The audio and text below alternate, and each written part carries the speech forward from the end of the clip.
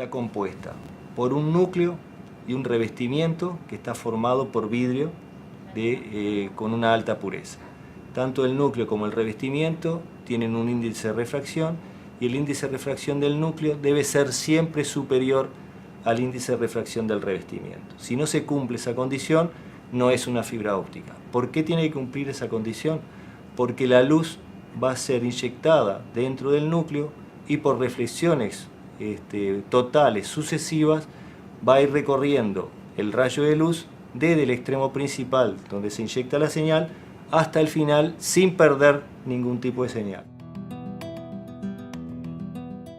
Tiene un polietileno de alta densidad y después internamente tiene unos hilos de Kevlar, que es un hilo, una malla sintética, que es un hilo muy fuerte, que me permite tener protecciones ante la tracción y la compresión.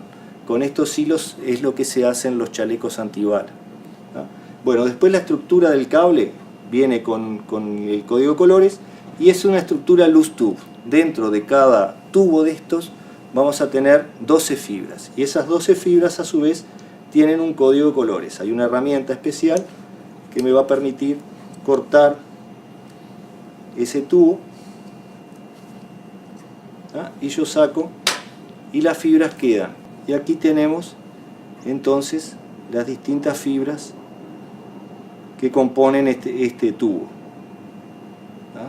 Como es un cable de 72 fibras y tiene 6 tubos, va a haber 12 fibras en cada tubo y cada fibra tiene un color. Ese código de colores que sigue la fibra es exactamente el mismo código de colores que siguen los tubos.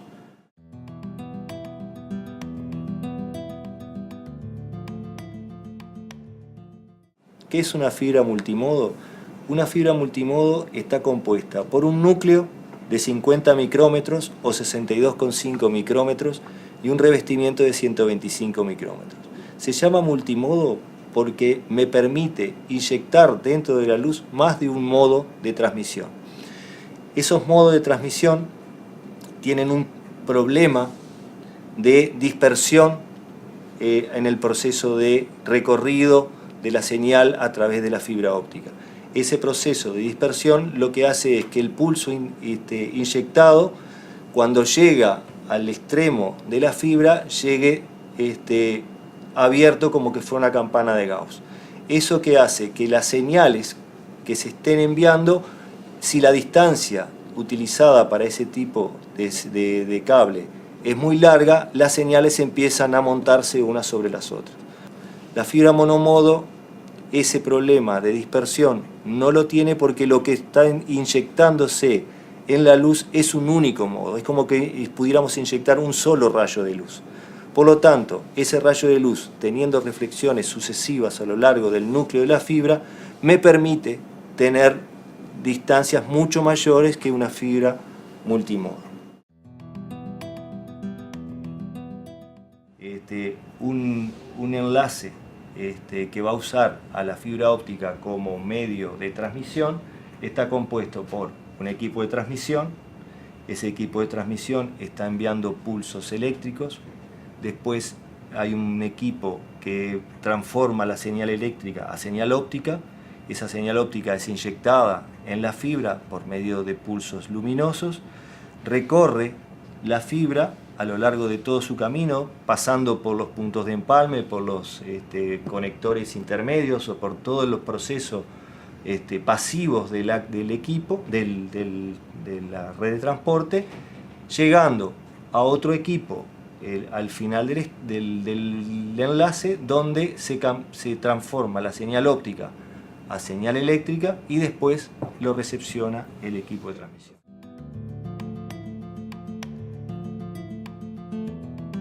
Existen también equipos que me permiten, utilizando luz visible, detectar en la fibra óptica si hay alguna falla o alguna pérdida. ¿Por qué? Porque al inyectar una luz visible, si hay en algún punto de la fibra está cortada o hay una atenuación muy exagerada, esa luz se pierde en el extremo por la reflexión, por un proceso de refracción.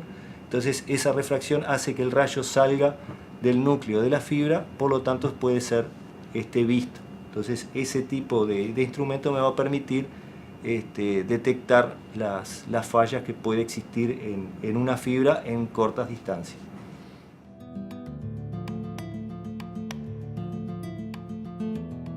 Un cable de fibra óptica puede transmitir hasta 120.000 comunicaciones simultáneas dependiendo de la velocidad de transmisión. No tener ningún tipo de interferencia electromagnética, puedo instalar un cable de fibra conjuntamente con un cable de energía que no va a ser, no va a producir ninguna falla en el equipo de fibra óptica. La transmisión es totalmente transparente y me permite transmitir a muy largas distancias, sobre todo porque tiene muy baja atenuación. La atenuación de los cables de fibra, dependiendo de la longitud de onda, rondan los 0,25 dB por kilómetro.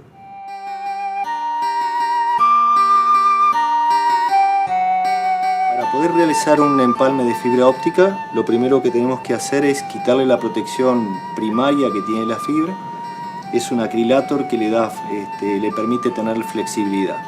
Entonces lo primero que hacemos es quitar con una herramienta especial esa protección primaria.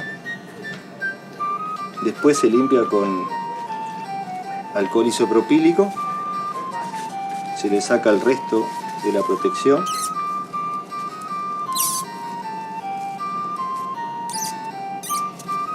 y después se procede a cortar la fibra con una máquina de precisión. Esta máquina me va a permitir, tiene un diamante y ese diamante lo que hace es marcar la fibra y después con un segundo movimiento lo que se hace es proceder a cortar. La máquina corta la fibra dejándola con un corte especial de 90 grados. Después se posiciona en la máquina de empalme. Se procede de la misma manera con el otro extremo de la otra fibra a empalmar.